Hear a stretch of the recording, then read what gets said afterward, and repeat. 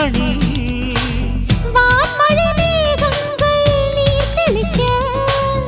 வாடிய தேகங்கள் சேர்ந்திருக்க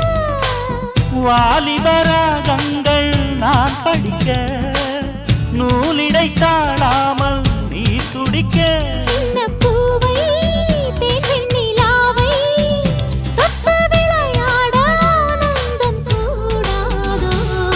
பாண்டியனின் ராஜ்யத்தில் புயலால வேண்டி நின்ற பைங்கிளிக்கு புயலால கையில் தந்தே கல்யாண மாலை மையல் கொண்டே நான் இந்த வேளை